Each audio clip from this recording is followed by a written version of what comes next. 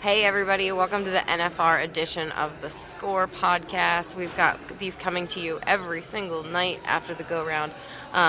This episode is always brought to you by our partners at Resistol, at Soft Ride Equine Comfort Boots, at Fastback Ropes, and at CSI Saddle Pads, because these people have been our partners for years, making sure that we can bring you the coverage that you want to hear from the Thomas and Mack, or I guess last year was Globe Life Field. So these people, the CSI Saddle Pads, Soft Ride Boots, Fastback Ropes, and Resistol hats, they have been our longtime partners.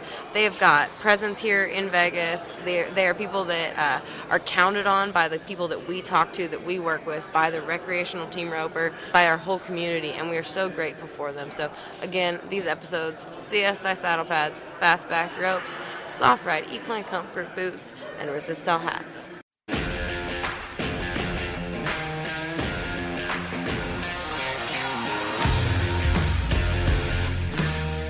This is Chelsea Schaefer, and this is Season 4 of The Score. You all have listened to this podcast 750,000 times, and we are here in Season 4 to bring you even more of what you love.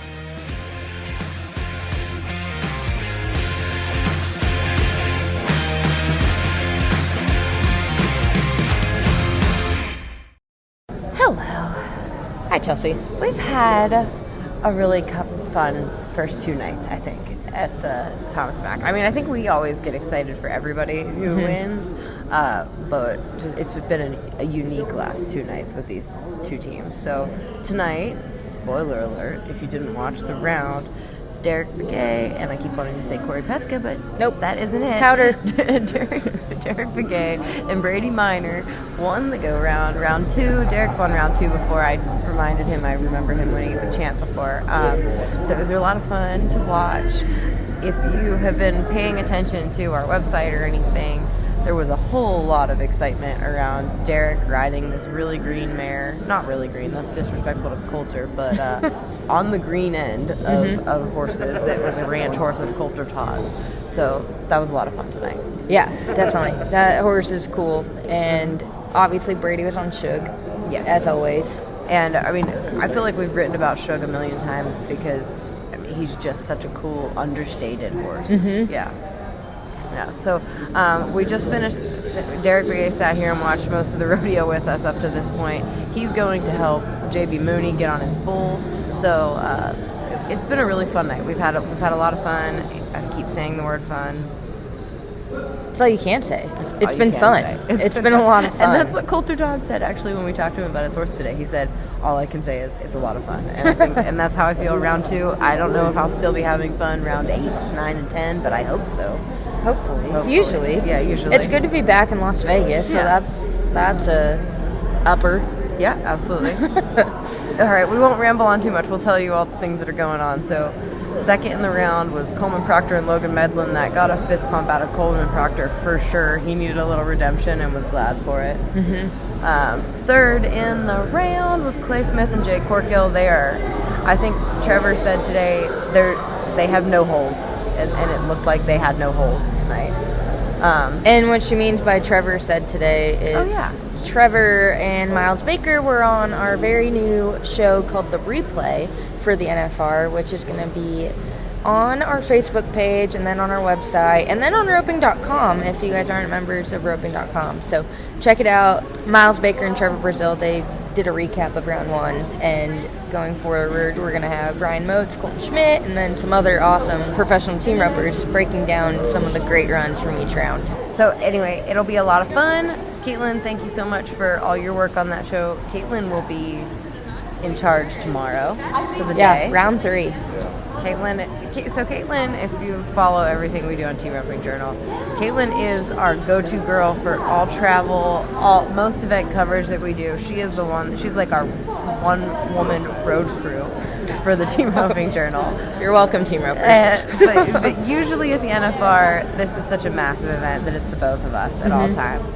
But tomorrow, Caitlin is doing me the biggest solid. She will be here by herself because I am flying home for my daughter's dance recital. Mom duties. So I'll be gone for 24 hours. So everybody send Caitlin some love. She's womaning the ship. Lots of prayers, Yes. lots of warm wishes and regards, please, and thank you. Hopefully no fires burn. I have all the faith in her. So anyway, thank you all. And this is the episode with Derrick Begay and Brady Minor. Hi, guys. Hello. I feel like I decided to talk to you guys before the NFR and we did a story and everybody was excited about it. But times have changed since, you're not riding Swagger. That was such a big deal to everybody last night, and obviously that story went. People were pretty excited about that today. Derrick, tell me about the last 48 hours. How stressed have you been? Not at all? No, not well. I was stressed and bummed out there about 30 minutes after I kind of figured out my horse is probably going to be done for the rest of the week. But I was like, you know what? It is what it is. I'm going to have to do something different. So I let a few hours go by and didn't want to really make my mind up until towards the end, and decided to ride a horse that hardly ever rode and never really been nowhere. So kind of just went off what I think I know, or what I felt. I mean, obviously she feels good enough that I want to just ride her because of my pride. But so there was probably 30 minutes of it that I was stressed out about it. But other than that, I was like, well, whatever's going to happen is going to happen. Were you stressed about his horse situation? I don't know if you want to call it stressed. I just had such high hopes. We roped some at the house behind Swagger, and I had high hopes of winning a lot of money and doing really good behind him. And when you lose your best horse the day before, It sucks. even if someone gives you a good horse that you haven't rode, it's maybe going to be tough. But so I was a little worried about it at first, and then I got to thinking, I'm like, I just got to be ready if he turns these steers. I can't worry about what's going to happen. He's probably going to turn them anyway, and I need to be ready for it. And so it's just worked out. I think I should be honest. Good. Yes, I want you to be honest. Yes, that's the point. Maybe it was a good thing my horse went down. He probably wasn't good enough. Well, that could be that stuff happens for a reason. This one I'm riding the box stands good in the box. But yeah, so I mean, when one thing goes wrong, you gotta look forward to the next thing. So Yeah. I kind of thought that too. It's like, I wanted him to be on his sorrel, but my sorrel's kind of hard sometimes. He ain't the easiest sometimes. He's older, pattern. He's gonna do what they say things gonna happen do. for a reason. So- I usually don't believe in that, but maybe I do now. Hold on, we have to pause while Derrick's phone auctioneers That's for a cool. second. Nobody. It's probably the guy that owned that horse from Arizona. No, it's my best friend, but he'll call me later.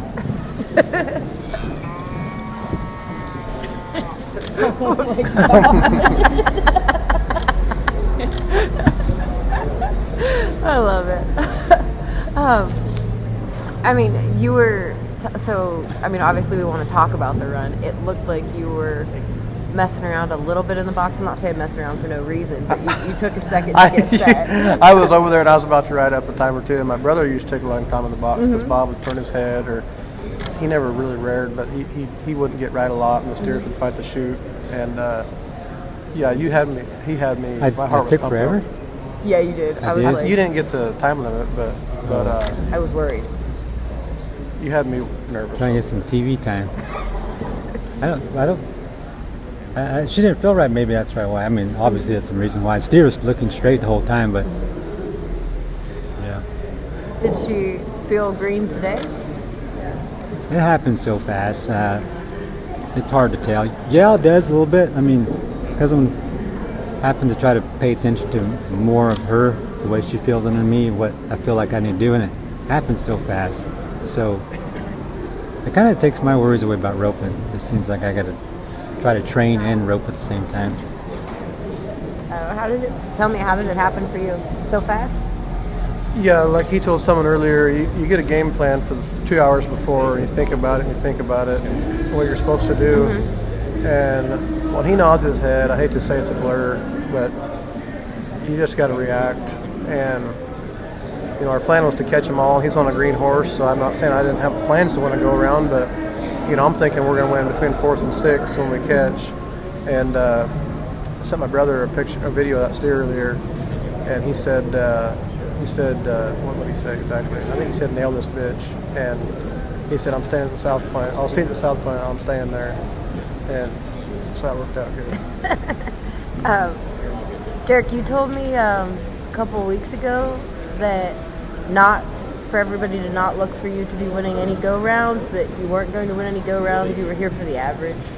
You made that last 24 hours. Good job. Congratulations. What do you have to say about that? I said that last week, or Well, you said it 2 weeks ago, but I think I said it. No, I think I told my buddy that's helping me with my horses. Mm-hmm. I said, man, I'm going to ride this horse, and there's a good chance we're probably not going to South Point this week.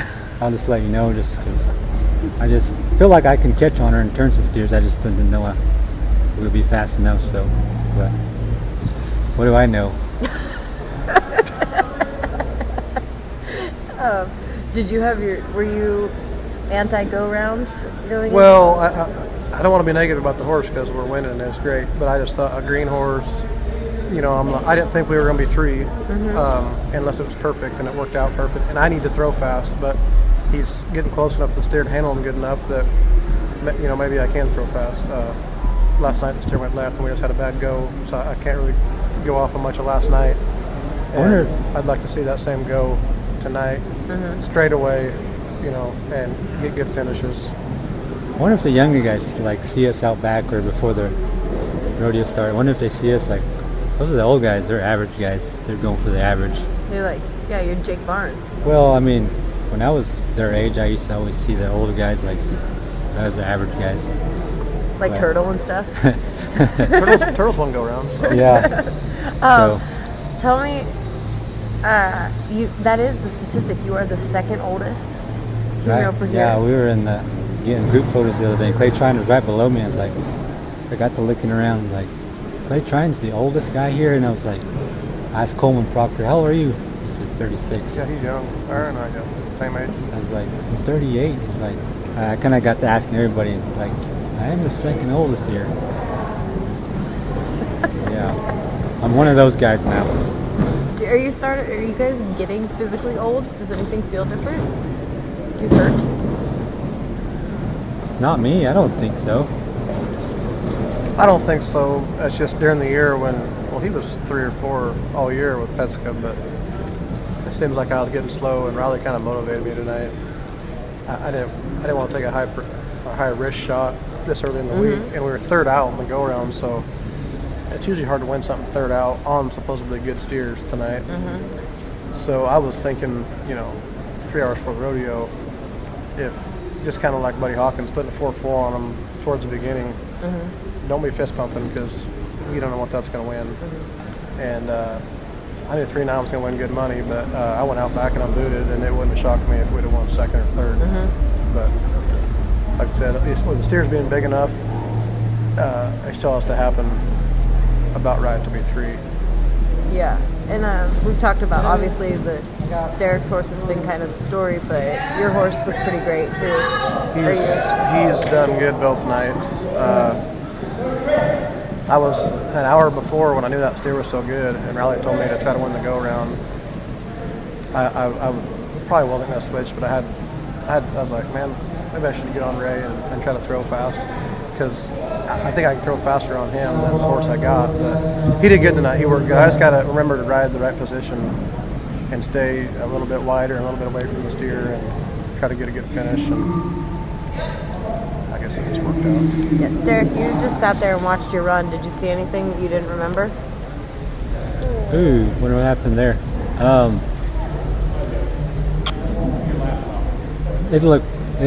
It's crazy how it happens so fast.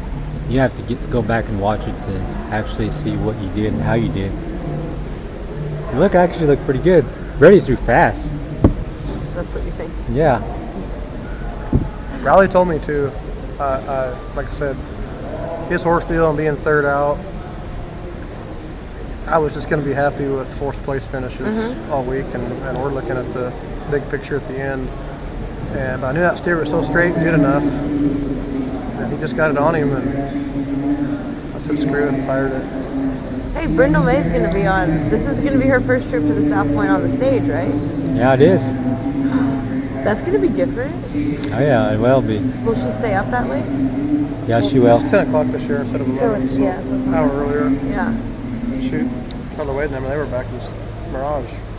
Same as us last night.